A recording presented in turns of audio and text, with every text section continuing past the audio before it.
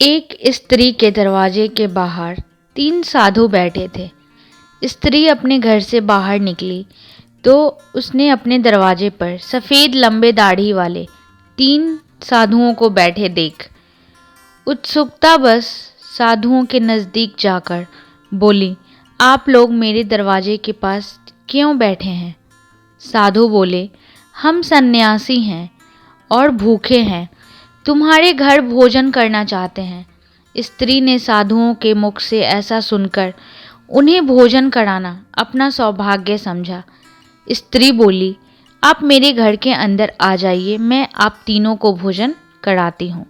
स्त्री की बात सुन तीनों साधु उसके घर के भीतर जाने के लिए खड़े हुए। साधुओं ने पूछा, तुम्हारे घर पर कौन कौन है? स्त्री ने जवाब दिया, इस समय मैं अकेली हूँ, मेरे पति बाजार गए हैं। स्त्री से ऐसा सुनकर साधु लौट पड़े। उन्होंने कहा कि तुम्हारे घर कोई पुरुष सदस्य नहीं है जो हमारा सत्कार कर सके, अतः हम जा रहे हैं, तुम्हारे घर भोजन ग्रहण नहीं कर सकते हैं। तीनों साधु अभी कुछ ही दूर गए थे कि स्त्री के पति आ गए। स्त्री ने पति से शीघ्र तीनों साधुओं की कहानी बता दी। पति ने कहा कि द्वार से कोई साधु भूखा जाए ये गृहस्थी के लिए ठीक नहीं है, तुम तीनों सन्यासियों को शीघ्र बुला लाओ। पति की ऐसी बात सुनकर पत्नी साधुओं की खोज में चल पड़ी। कुछ दूर चलने पर तीनों सन्यासी जाते हुए दिखाई दिए।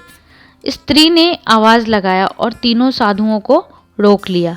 स्त्री ने उनके पास पहुंचकर कहा कि मेरे पति घर आ गए हैं, कृपया आप लोग चलकर भोजन कर लीजिए।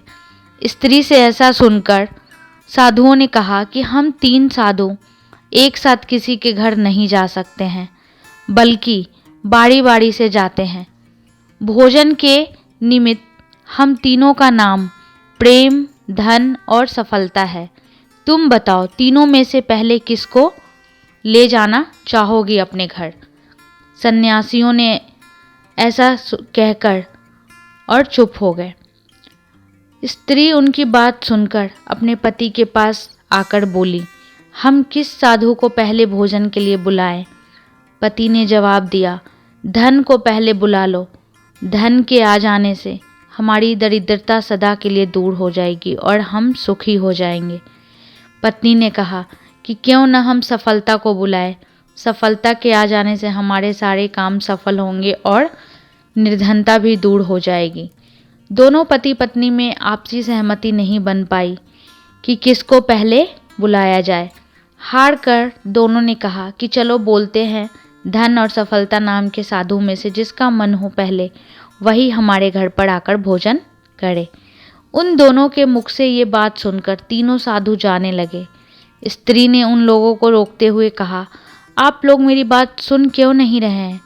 इस पर एक साधु ने जवाब दिया, देवी, ये सही है कि हम तीनों किसी के घर एक साथ नहीं जाते हैं, लेकिन जो कोई ज्ञानी व्यक्ति सबसे पहले प्रेम को भोजन के लिए निमंत्रण देता है, पीछे से सफलता और धन दोनों ही क्रमशः आ जाते हैं। लेकिन धन और सफलता को पहले बुलाने वाले के घर हम में से कोई भोजन के लिए नहीं जाता है।